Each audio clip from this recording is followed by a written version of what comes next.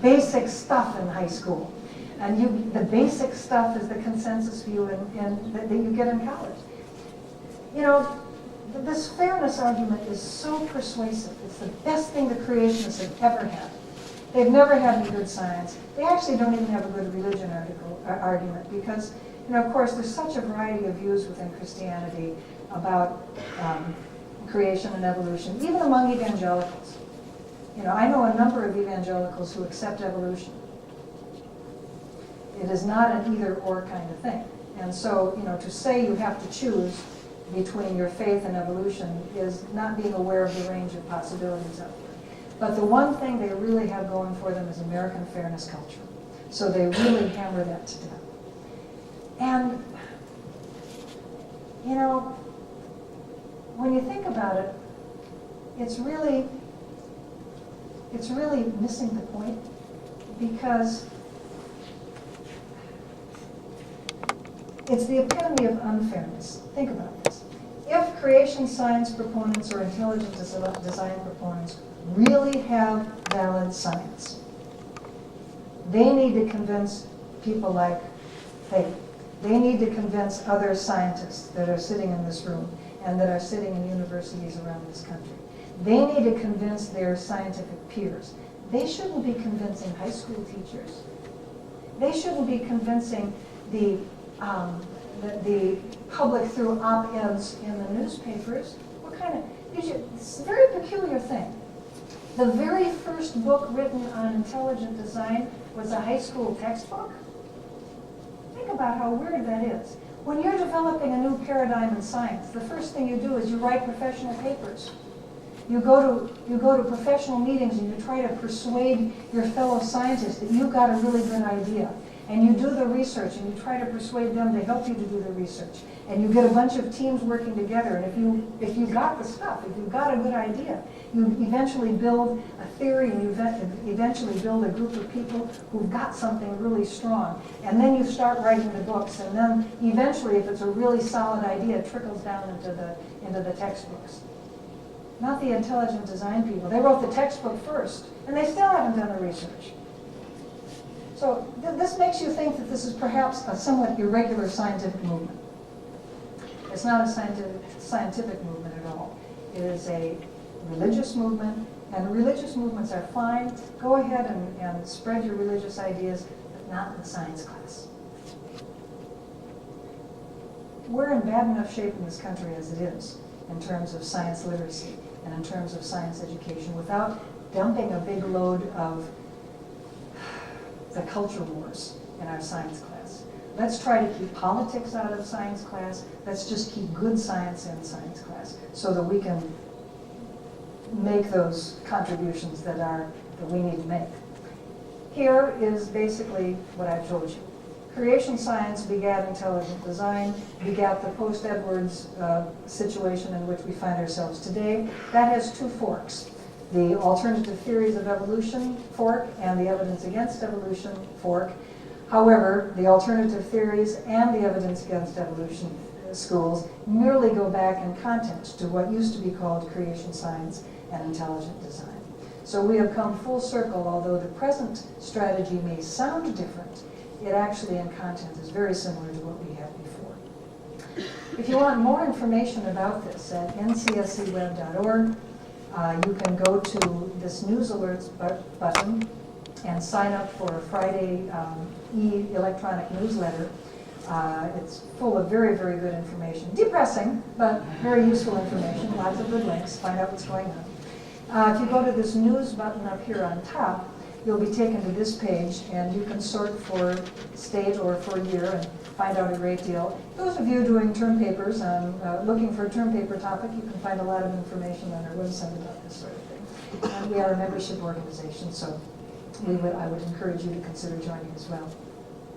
We are ncscweb.org. My colleagues, Glenn Branch, who does the absolutely fabulous Friday newsletter. Louise Mead is our education outreach person. Robert Lund is our communications director. Peter Hess is our faith outreach director. Josh Rosenau, Steve Newton, and Eric Mickle are our flare-up wranglers. They are the people who answer the phone when people call saying, help, help, we just elected the wrong school board. What do we do now?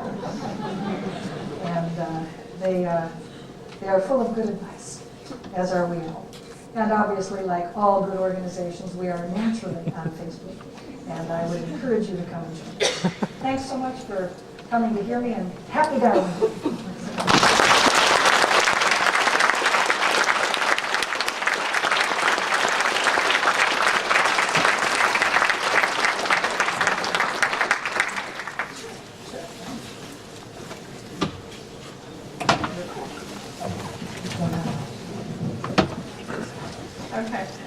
I think we can take maybe a couple of questions. I do want to remind you before everybody darts out that we do have a showing of a documentary film called Kansas versus Darwin showing at the Fargo Theater starting at 8:30 tonight for the very low price of $5 a ticket, and I encourage you to go. It's a very good documentary, I hear.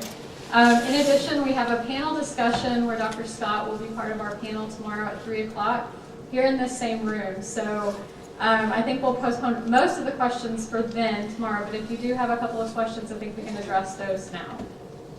Marinus, we'll start with you. Yeah, Marinus on biological science at USU. I studied in Amsterdam and worked in Ireland for many years.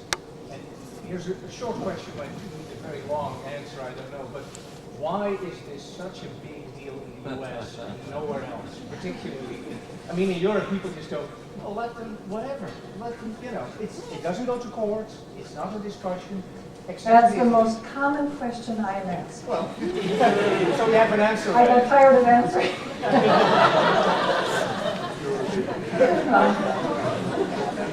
Cell, February 10th, 2006. The short answer, actually, I would probably write this article slightly differently if I were writing it today, because the bad news for you, my European friend, is that things are actually getting worse in Europe. I know that. Okay, so there. Short answer, like everything else, culture and history. The United States has had a very different settlement pattern. It's a newer nation, newer continent, different settlement pattern than Europe, different religious history than Europe. We have, the first thing I have to explain when I speak to a European reporter or from Japan or anyplace else is we do not have a national curriculum. We have a decentralized education system. They're stunned. They cannot understand how a big industrial nation, high literacy nation like ours, has this crazy patchwork education system here. They think this is just nuts. It's the way we do it, the way we've always done it. By golly, we're going to keep doing it that way. So, because we have a decentralized education system, which is run by elected school boards, and because elected school boards are always looking over their shoulder at who is voting, we have a very politicized education system. And that's one of our problems. The second reason is that we have a more conservative form of Christianity in this country than tends to be the case in Europe and Great Britain. For one thing, in the history of the United States, a form of Protestant Christianity called fundamentalism began here in the 19-teens with the writing of a series of 12 pamphlets called the 12 Fundamentals. People think that fundamentalism is a very old and ancient form of Christianity. It isn't. It's an early 20th century form of Christianity. And it's unusual in the sense of its stressing biblical inerrancy and biblical literalism to the extent that it does. That's not typical of continental Catholicism or even Lutheranism or some of the other major traditions of Christianity. But nonetheless, it took root here for a variety of reasons, historical and cultural. It never really was a big seller outside of North America until fairly recently, in which case many evangelical Protestants are very successfully spreading this form of more conservative Christianity around the world, especially places like Korea, more so in Latin America now. Evangelical Christianity is the fastest growing religion in Brazil, for example. But because of the more conservative form of Christianity and the politicized, decentralized form of education that we have here, you have a tendency for more vocal opposition to the teaching of evolution here than you would find in other parts of, say, Europe or Great Britain. And so we have our little peculiarity. It's the American way. Is there another question? Yes, sir. Not really. The question was, has there been a movement to centralize education in the United States? No, we really do like local control. And there are some advantages to local control. Curriculum is not one. Okay? I mean, there's absolutely no reason why, fourth graders in Fargo should be learning to divide fractions in, second semester, whereas in Moorhead they're learning it in first semester. Whatever. I don't know anything about math in fourth grade, but that's the way it is. And if you move, you may never learn to divide by fractions because you missed. and so it doesn't really make any sense to have fourth graders are fourth graders, right? And there's actually been an attempt, actually starting with the first President Bush administration, to try to get some sort of continuity across the crazy patchwork quilt of American education. State standards for history, English language, arts, math, and science were established, and social studies were established, and at least the states are trying to get some sort of continuity within the state. But the states differ from one another. There's 50 different sets of standards. Although actually with the science standards, there's a little bit more continuity because the people who did the national science, the advisory national science education standards, were really smart about the way they got all the states to kind of buy in. That's another whole story. There's an effort now that's going on to have national standards for curriculum. And interestingly enough, 48 states have signed on. Texas and Alaska are the only two states that have, by gum, going to go it alone. Why would we predict that? I don't know. It's interesting that they're working on the math and the English standards now, and science is sort of down the road a ways. And it'll be interesting to see what happens with that. So. Yes, ma'am. Who's funding all of this? You've got the Creationism Museum, the Discovery Institute, and all of the court battles. Where are they getting? A whole lot bigger than I'm funded, I'll tell you that much. It's funded largely by, near as I can tell, it's funded by small donations. I think that's large. The Earth Creationists particularly, Institute for Creation Research, Answers in Genesis, it seems that most of their money comes from small, $10, $15, $25 checks from mom and pop. They get, if you're curious, you can request the 990 forms, which is and mine as well. You can request the forms that nonprofits have to file for the IRS every year. And on those forms, you have to put down your large donations and your major sources of income. This is true of all nonprofits. Obviously, ICR and AIG have some big investments. And the Answers in Genesis built that big museum in Kentucky that you were talking about. They raised some big money for that, but those were some major donors. That's sort of a one-time thing. No, mostly they just have lots and lots of people giving small amounts. The Discovery Institute, I think, they're not as broad-based in their support. I get the impression that they have more grants like from conservative foundations, Weyerhaeuser and places like that, SCAPE, places like that. So you can get their 990s and shit. I don't because it's too depressing. Yes, sir. The man of facts. Well, see, about the Dover trial, I had the impression that the school board that started things came under the control of some rather ham-fisted fundamentalists. Things were pushed to a court trial and then suddenly the Discovery Institute and the intelligent design people got involved in it. It seemed to me like it was a poor choice for them, a poor choice of a trial for them to be involved in to try to push their point of view. I wonder if you could say anything about their involvement.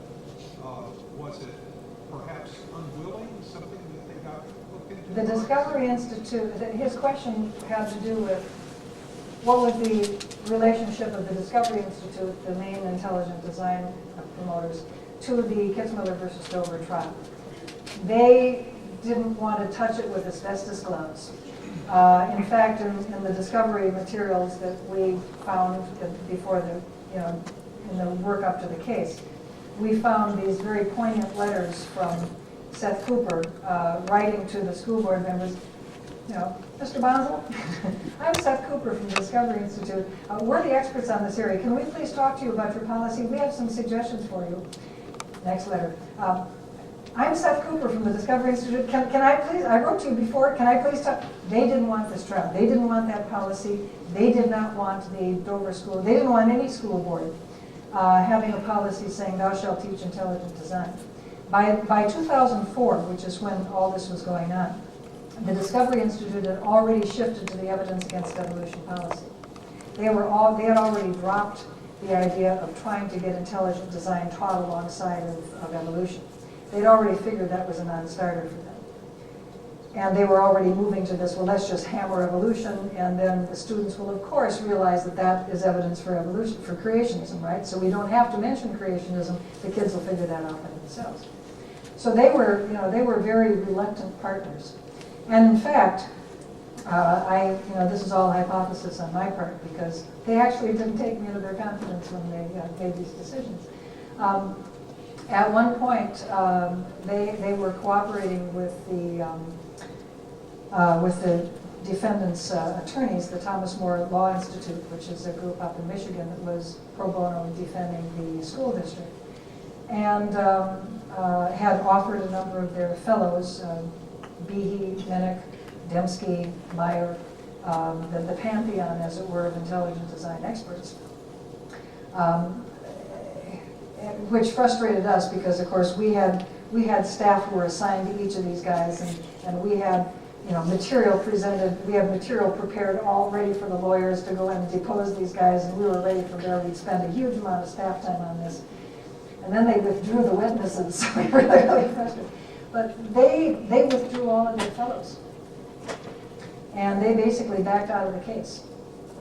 And I mean, they had, Dembski had a fig leaf about, it was a conflict of interest because he was the author of the next edition of Pandas and People, and I don't think anybody took that seriously. I think they just had a major meltdown between the Discovery Center and the Thomas More Law Institute. I don't know that for sure, that's just my hypothesis. But I think they had a real argument over how to handle the case. I mean, I'd like to think it was because after the first couple of depositions, because our lawyers were very, very well prepared. I mean, they were going in there and asking really good scientific questions and getting these guys on the record, saying things that they knew would be brought up in court and it was not going to look good. I mean, that's, at any rate, it all worked out very well in the end. But I'm sure that, I don't know, we spent a lot of time thinking, oh gee, I wonder if,